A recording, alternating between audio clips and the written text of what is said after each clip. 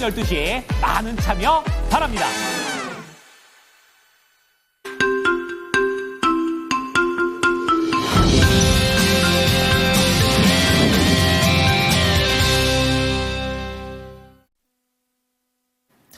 네, 모닝 스탠바이 들어가 보도록 하겠습니다. 그 전에 이제 앞서 들으셨다시피 기재부에서 오늘입니다. 증시와 관련해서 정상 개장을 확정했다라는 좀 말씀을 드리도록 하겠습니다.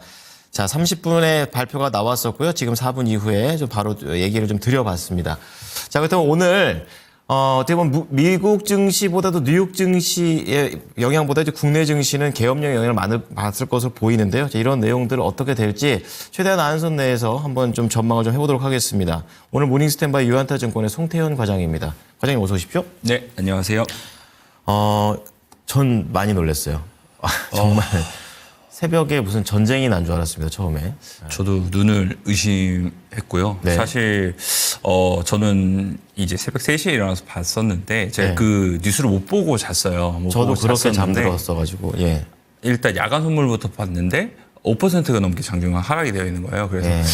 이게 무슨 일이 일어났거나 혹은 주문 실수가 크게 났구나라고 네. 생각을 하고 이제 뉴스를 찾아보기 시작을 했었었는데 상당히 제가 이전까지 보지 못했던 뉴스가 이제 나오게 됐고 처음 경험해 본 것 같아요. 네, 거기에 따라서 실물 자산이라든지 아니면은 이런 이 주식 관련된 지표들이 네. 엄청나게 많이 흔들렸었구나. 그리고 이것이 그나마 새벽 3시쯤에는 일단락이 어느 정도 됐었기 때문에 안정화를 찾아가는 구간이었었지만 그래도 상당히 여지는 많이 남아 있었다라고 이제 처음에 느꼈던 부분이었습니다. 네. 그래서 그런 부분부터 이제 내용에 대한 부분은 뭐 이미 뉴스 보도를 많이 접하셨었겠고 네. 그리고 어제 많이 이제 보고 주무신 분들도 상당히 많으실 텐데 일단은 계엄령 관련돼서 선포가 되게 되고 그 계엄령이 의회에서 일단은 무효가 진행이 되고 그리고 새벽 4시 반쯤에 그 계엄령 관련돼서 해제를 하겠다라고 윤 대통령이 이제 발표를 한 이러한 이제 플로우를 갖고 있다라고 보시면 될 것 같고요. 네.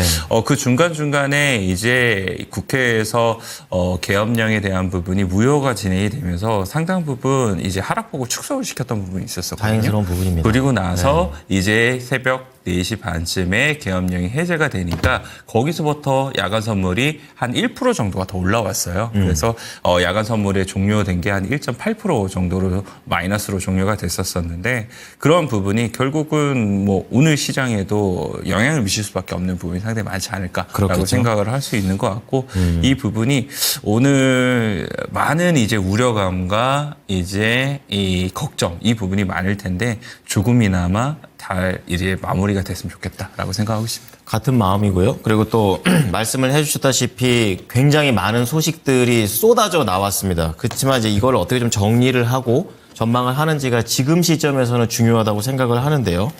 자, 이런 계엄령과 관련해서 국내에서는 이걸 호재로 본 사람은 없겠죠. 증시에 미칠 영향력 어떻게 좀 판단하는지 해외 분위기도 어떻습니까? 해외 분위기도 역시나 좋지 못하죠.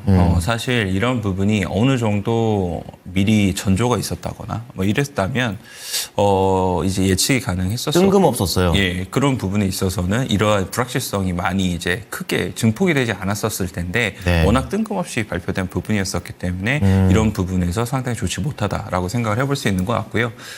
그 이전에도 보게 되면 한국 증시가 사실 이 자산으로서에 대한 매력도가 상당히 낮았었잖아요. 안 그래도 힘든 상황에서 이런 얘기가 또 나오게 된 상황이죠. 네. 예. 그렇기 때문에 이 자산에 대한 매력도가 낮은 상태에서 다시 한 번 더 정치적인 불확실성이 높아졌다는 것은 그만큼 자산에 대한 매력도를 다시 한 번 더 낮추게 만들 수밖에 없지 않나. 라고 그렇죠. 생각을 예, 좀 예. 해볼 수 있는 것 같습니다. 그렇군요. 그래서 이제 이 월가에서도 나온 내용들을 보게 되면은 네. 대부분 정치적인 불확실성에 대한 부분에 대해서 한국 시장이 더욱더 높아졌기 때문에 한국 시장 자산에 대해서 사실상 쇼스를 하는 게 더 맞지 않는가라고 이제 익명의 미국 관련된 자산 운용사에서 얘기를 했다라고 보시면 될 것 같고요. 네. 뭐 뱅크 오브 아메리카 같은 경우에도 뭐 대동소이하게 그러한 이제 의견을 피력을 했다는 점은 일단은 불확실성이 높아진 상황에서는 이것을 좀 피해야 된다라고 얘기를 할 수 있는 것 같고 네. 아시아 시장 전반적으로 좀 생각을 해봤을 때도 아시아 시장이 이제 한국하고 뭐 대만하고 일본하고 뭐 중국 이렇게 있게 될 텐데 상대적으로 이제 그 여타에 대한 시장에 대한 매력도가 더욱더 올라갈 수 있지 않을까. 특히 일본에 대한 시장에 대해서 더욱더 좋아질 수 있을 것이다라는 관측이 더 많아졌거든요. 그렇군요. 그런 부분에서 생각해봤을 때는 오늘 외국인 투자자들에 대한 우리나라의 수급에 대한 움직임 이런 부분을 결국은 지켜봐야 되지 않을까라고 생각하고 있습니다. 네. 수급 얘기하시니까 간밤에 이러한 계엄령으로 인해서 환 시장도 굉장히 급등락을 많이 했었죠. 그때 분위기는 어땠나요? 환시장 보게 되면은 오늘 1,440원까지 올라갔더라고요. 네. 그리고 마감은 1,425원으로 끝났는데 월가에서는 곧 1,500원 찍을 거다라고 1,500원 이요? 예, 하고 있습니다. 지금 계속적으로 원화에 대한 약세, 뭐 사실 원화에 대한 약세보다는 달러에 대한 강세가 일어났기 그렇죠. 때문에 이런 네, 부분이 네. 일어났을 텐데 이런 부분이 조금 더 강하게 이루어지지 않을까라고 생각해 볼 수 있는 것 같고 만약 이러한 관련돼서 사실 계엄령에 대한 부분이 다행히도 해제가 되게 되면서 얼마만큼이나 불확실성에 대한 제거로 받아들여질지가 상당히 중요하게 될 텐데 네. 그런 부분이 이제 만약 국가 신용 등급에 대한 영향력까지 미치게 됐을 경우에는 결국은 뭐 이제 외국 자본에 대해서도 그렇겠죠. 예. 빠져나가는 부분이 더 많을 수밖에 없을 테고 그런 부분이 결국에서는 이제 이 환율에 있어서는 안 좋게 영향을 미칠 수밖에 없지 않을까라고 생각을 할 수 있는 것 같습니다. 그렇기 때문에 사실 어제 이 오후 늦은 시간에도 불구하고 네. F4 관련돼서 이제 경제 관련된 회의가 일어날 수밖에 없었던 거였었고 그 관련돼서 사실상 이것을 안정시키기 위해서 이제 무제한 이제 유동성을 공급을 하겠다라고 네. 얘기를 하게 되잖아요.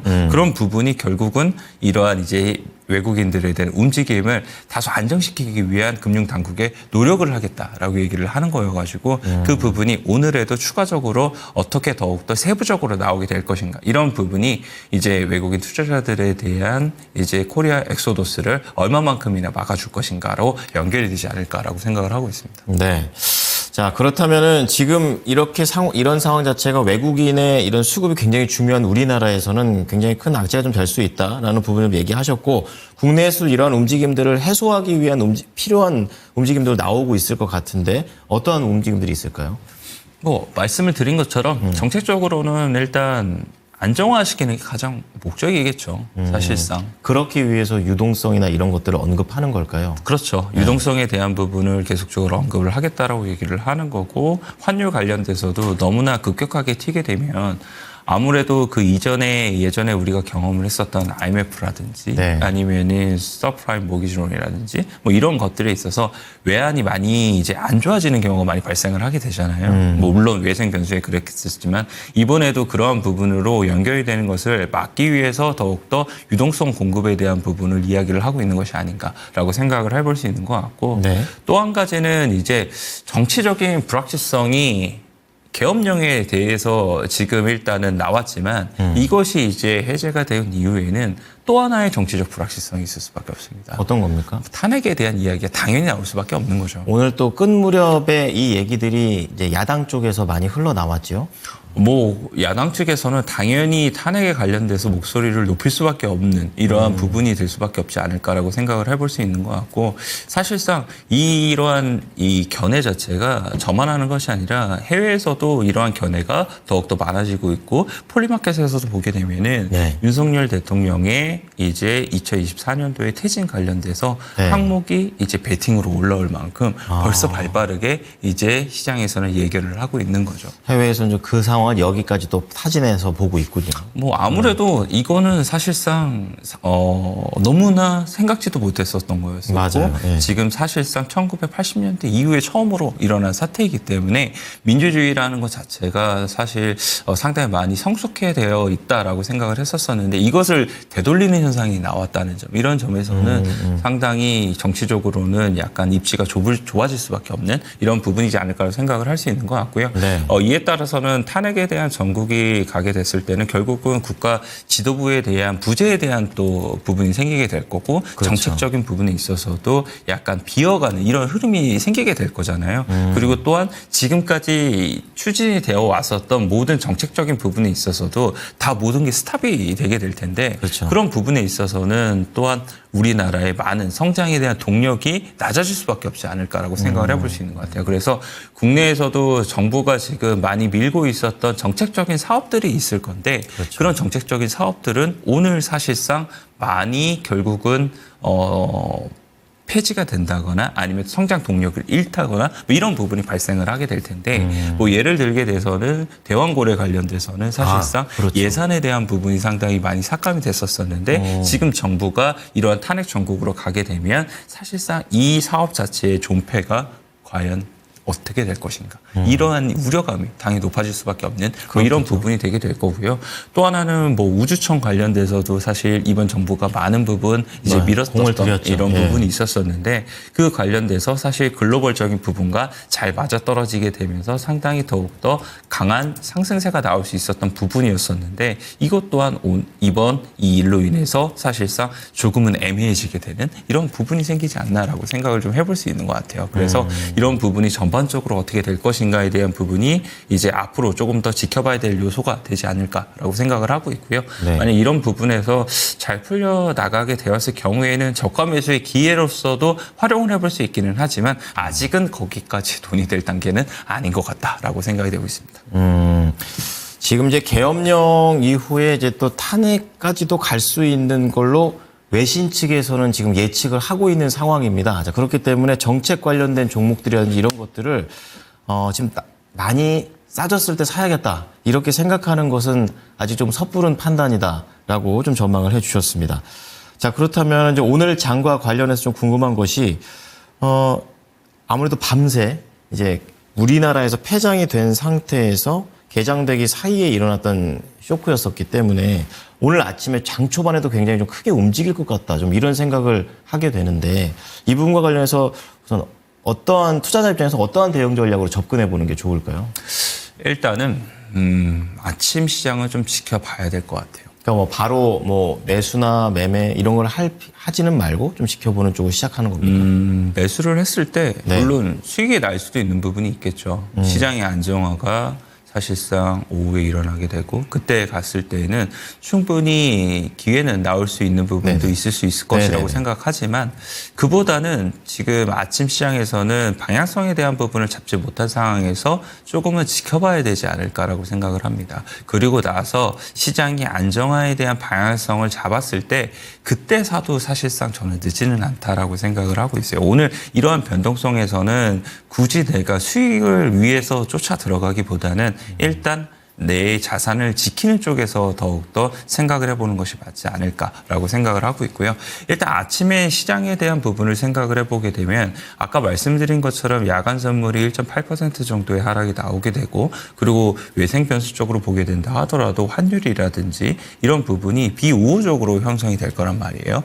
그리고 나서 지금 뭐 신용에 대한 부분을 사용을 하신 분들이라든지 이런 분들은 역시나 결국은 오늘 이러한 이제 이 시장에 대한 뉴스라든지 이런 부분을 보게 되면 투자 심리 결국 좋지 못할 이럴 가능성이 상당히 높습니다. 그리고 국내 시장에 관련돼서 계속적으로 떠나야 될지 말아야 될지에 대한 고민이 많으셨던 분들도 이러한 뉴스까지 보게 되면 사실상 투자 심리가 훼손이 되게 되면서 국내 시장에서에 대한 이제 엑시트를 많이 고려를 더욱더 많이 하실 수밖에 없게 될 텐데 그러한 물량 자체가 아침 시장에 모두 혼재가 되게 되면서 나올 가능성이 있지 않을까라고 생각을 해볼 수 있는 것 같고 그 관련돼서 어느 정도 물량이 나온 이후에 외국인들에 대한 방향성이 어느 쪽으로 가게 될 것인가가 상당히 중요해지는 포인트가 될 것 같습니다. 그래서 어제 같은 경우에는 사실 외국인들이 현선물에서 모두 다 매수가 들어오게 되면서 오랜만에 반등에 대한 시그널로 인식이 되는 부분이 상당히 많았었는데 오늘 그런 부분을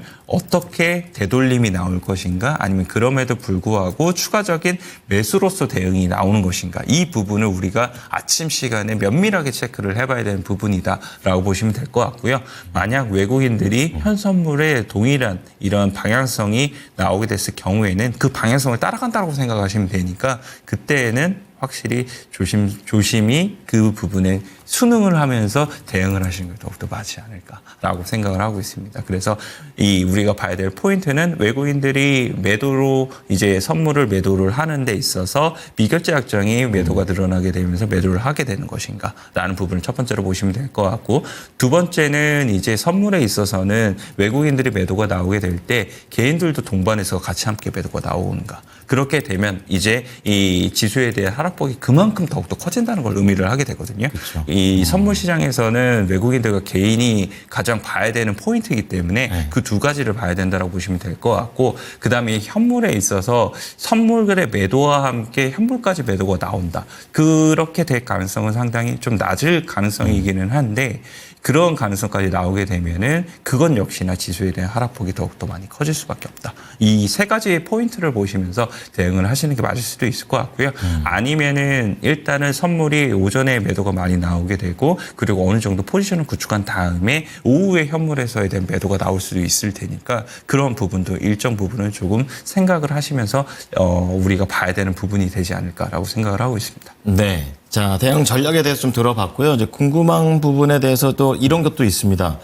안 그래도 이제 국내 증시에서의 투자가 쉽지 않기 때문에 자금 유출에 대한 부분들도 우려하시는 목소리들이 있어요. 이제 실제로 비트코인도 간밤에 뭐 코인당 1억 3천만 원대에서 계엄령 터지니까 8,800만 원까지 막 떨어지기도 하면서 이러한 불확실성에 좀 더 이렇게 움직이는 모습들이 나오고 있는데, 자, 그렇다면 미국 증시로 가거나 아니면 그런 코인 자금으로 좀 옮겨지는 이런 자금 유출과 관련해서도 오늘 좀 가속화될 것으로 보십니까? 아니면 보고 간다 정도로 생각하십니까?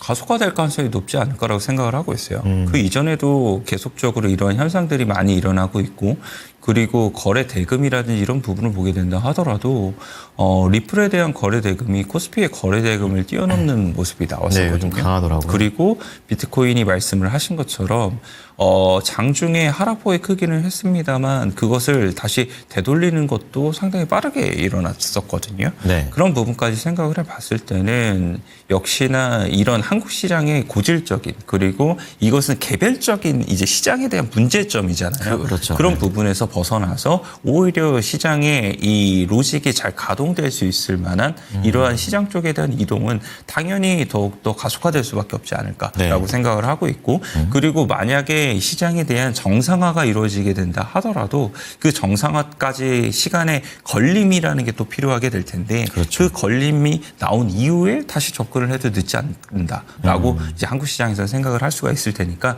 그런 부분에서 생각해 봤을 때는 자연스럽게 더욱더 이루어지지 않을까라고 생각을 해볼 수 있는 것 같습니다. 그래서 만약 국내 시장에서 오늘 반등이 나오게 된다 하더라도 아침 시장에서는 상당히 테마적인 성격의 이러한 이제 종목들만 이제 움직임이 다소 조금 나오지 않을까라고 생각을 하고 있고요. 네. 그리고 그 이후에서는 이제 얼마만큼이나 시장의 안정화가 이루어지고 주변 증시에 대한 자금이 이제 더 안정화가 되게 되었을 때에는 그때부터는 이제 시장 대표적인 종목들, 네. 그냥 시장의 반등과 함께 반등이 나올 수 있을 만한 종목들, 이런 종목군들 위주로서 접근을 하시는 게 보다 더 합리적으로 보일 수밖에 없다라고 말씀드릴 수 있을 것 같아요. 네. 자, 이렇게 계엄령과 관련해서 국내 증시에서 이제 여러 가지 내용들이 어떻게 될 것인가 전망을 좀 하고 있습니다. 한 가지만 더 여쭙고 마무리 좀 지을까 하는데, 지금 이제 오늘 국내 증시에 대한 전망을 많은 분들께서 궁금해 하시는 만큼 증권사에서도 리포트를 통해서 내고 있는 그런 모습인데요. 키움증권 쪽에서는 변동성 증폭의 지속력은 제한적일 것이다. 그러니까 단기적으로 변동성은 있는데 길게는 안 갈 것이다라고 얘기를 하고 있습니다. 이 부분과 관련해서 동의를 하시는지 궁금합니다. 뭐 그렇게 바램인 거죠, 사실. 바램. 네, 사실 이거를 증권사에서도 경험해 본 적이 없기 때문에 이 부분에서 어떻게 될지는 몰라요. 다만 이제 미국 시장에 있어서도 하락폭이 더욱더 확대가 됐던 것이 아니라 네. 하락폭이 커졌다가 줄어드는 폭 자체도 상당히 많았었고, 그런 부분에 있어서 그래도 한국 시장에 대해서 더욱더 변동성이 확대되기보다는 그런 부분을 줄여나갈 수 있을 것이다 라고 이제 여러 가지 부분에서 생각을 하는 거지 네. 그렇다고 해서 이것이 단기적으로 그럴 것인가? 그렇게는 알 수가 없다라고 보시면 될 것 같고 아까도 말씀드린 것처럼 정치적인 불확실성이 이제 탄핵 쪽에 대한 부분이 상당히 더욱더 커질 겁니다. 그 탄핵 쪽에 대한 부분이 커지면 커지게 될수록 정책적인 부분에 있어서도 상당히 더욱더 이제 연기라든지 지연에 되는 부분이 상당히 많아질 거고요. 그 외적인 부분에서도 보게 된다 하더라도 정책적인 현안에 대한 부분에 우리가 풀어나갈 것들이 상당히 많았었잖아요. 그랬죠. 그런 부분에 있어서도 그러한 논의 자체가 다 연기가 될 테니까 그것들에 대한 이제 불확실성이 시장에 또 한번 반영이 되게 될 것이다. 그렇게 되면 결코 불확실성에 대한 변동성이 단기간에 그칠 것인지 아니면 조금 더 길어질 것인지는 아무도 예측을 할 수가 없다라고 보시면 될 것 같습니다. 네. 자, 오늘 계엄령과 관련해서 국내 증시에서 우리 투자자들이 어떠한 내용으로 좀 마음가짐을 갖고 접근해 봐야 될지 전망을 해 봤습니다. 오늘 내용 감사합니다. 네, 감사합니다. 자, 모닝쇼 저희가 준비한 소식은 여기까지입니다. 국내 정치의 불확실성이 우리의 투자 일상을 훼손시키지 않기를 바라보겠습니다. 오늘 시장 쉽지 않겠지만 토마토 증권통과 함께해 주시기 바라겠습니다. 열심히 돕겠습니다. 성공 투자하십시오. 고맙습니다.